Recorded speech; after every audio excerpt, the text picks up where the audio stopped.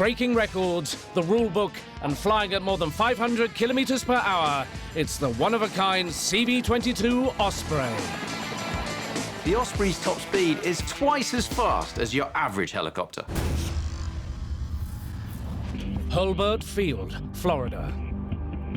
Headquarters of the 8th Special Operations Squadron, one of the oldest squadrons in the US Air Force, and dedicated to flying an aircraft that you'll never mistake for any other.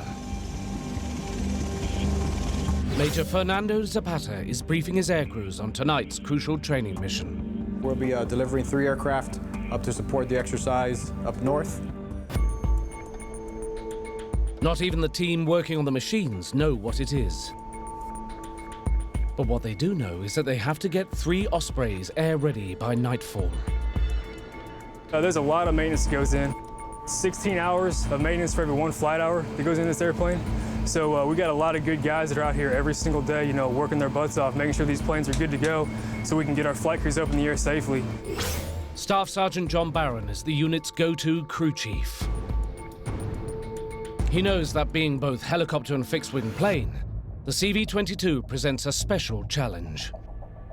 It's double the trouble, but on both ends, you know, double the trouble with fixing it, but double the trouble to whoever we're going after, because we'll get there absolutely as fast as we can. Way faster than anybody else.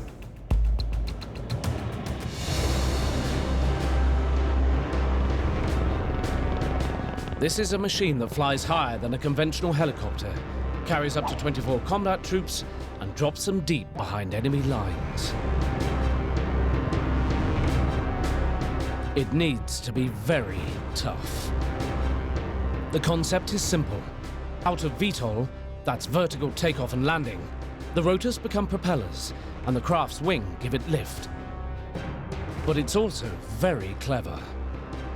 Though the engines sit at the wingtips, they're connected by a drive shaft, so that if one of them fails, both propellers will still be powered.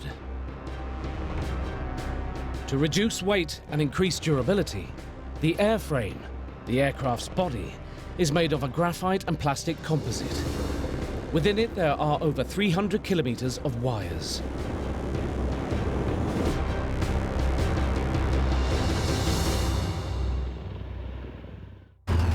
The Osprey also has a number of measures to deal with threats from the ground. Not just a large caliber machine gun, but the means to disrupt heat-seeking missiles.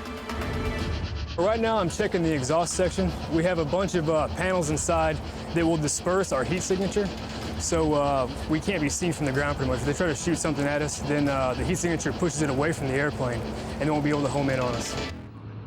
The safest thing of all, though, is if the enemy doesn't realize they're approaching. The Osprey can be 75% quieter than other military helicopters. When it's in airplane mode, it'll pass over your head before you know it's there. When we're in VTOL, we're a little louder than a normal helicopter is, but we land and take off so quickly that it doesn't matter.